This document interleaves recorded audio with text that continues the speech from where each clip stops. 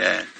장로가 대통령이 됐다라는 것으로 인해서 교회가 굉장히 지금 기뻐들 합니다. 기뻐하는데, 그것이, 자칫하면은 또, 안티 기독교에 대한 세상의 의견들이 자칫 안티들도 많이 생길 수 있지 않을까 하는 걱정이 드는데요.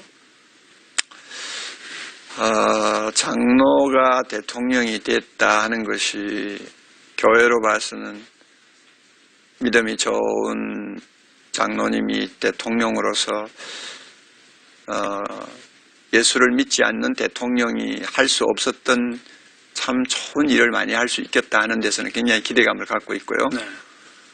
반면에 장로가 대통령이 되었기 때문에 한국교회가 어떤 면에서는 굉장히 위기를 맞았다고도 할 수 있어요. 네. 과거에도 장로가 대통령이 된 케이스들이 몇 번 있었잖아요. 네. 예. 대통령이 돼서 정말로 크리스찬 대통령이 다르다, 정말 달랐다 하는 평가가 나올 만큼 시종일관 잘해주면은 교회도 살고 네. 본인도 살고 네. 다 사는데, 그렇지 못하고 오히려 그리스도인으로서 들어서는 안 될 어떤 이제 비판을 받을 상황이 되어버린다고 하면은 교회가 함께 도매금으로 돌멩이를 맞을 수가 있거든요. 이런 면에서 지금은 교회가 정말 옷깃을 여미고 정말 조심해야 되고 겸손해야 될 때가 됐어요. 오히려 예수 안 믿는 사람이 대통령을 할 때보다 더 힘든 상황이에요. 책임감이 커졌다고 책임감이 봐야겠네. 커지죠. 네. 커지니까 이런 면에서 꼭 믿는 분이 대통령이 되기 때문에 교회가 여러 가지 정책 면에서 교회 유리하도록 할 것이다. 저는 그렇게 보지 않습니다. 나라를 위해서 어느 쪽이 좋으냐를 판단해야지 교회를 위해서 어느 쪽이 좋으냐 판단하는 분은 대통령 자격이 없다고 생각하고요. 예. 그러니까 국민을 위해서, 왜냐하면 우리나라가 다종교 사회 아닙니까?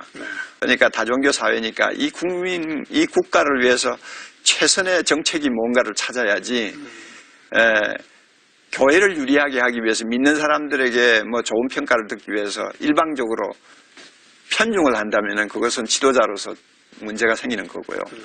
그런 면에서 지금 당선자가 잘해줄 거라고 봅니다. 예. 교회가 또 너무 부담을 줘서는 안 되겠네요. 그럼요. 네. 교회는 뒤에서 기도해 주는 거. 네. 예, 기도해 주는 것이고, 그러나 이제 과거에도 그랬지만은 권력을 쥔 사람이 믿는 사람이 권력을 손에 쥐게 되면은 참 안타까운 일은 거기에 좀 뭐라고 할까요?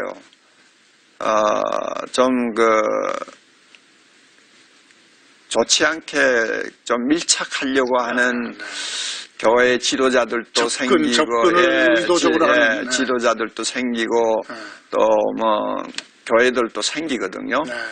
이걸 이제 대통령 당선자가 얼마만큼 분별을 잘해서 철저하게 차단을 시키느냐가 굉장히 중요한 변수일 것 같아요.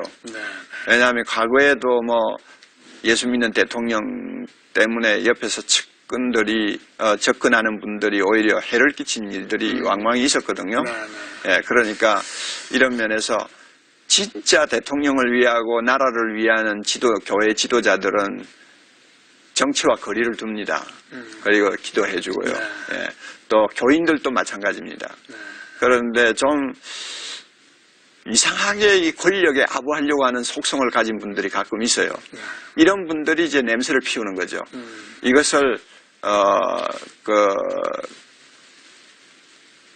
정권을 손에 쥔 분들이 잘 가려서 분별을 하면은 제가 볼 때에 크게 잘못되지는 않으리라고 보고요. 예, 또 교회가 뒤에서 기도로 백업함으로써 정치를 더 잘해줄 거라고 저는 확신합니다. 예.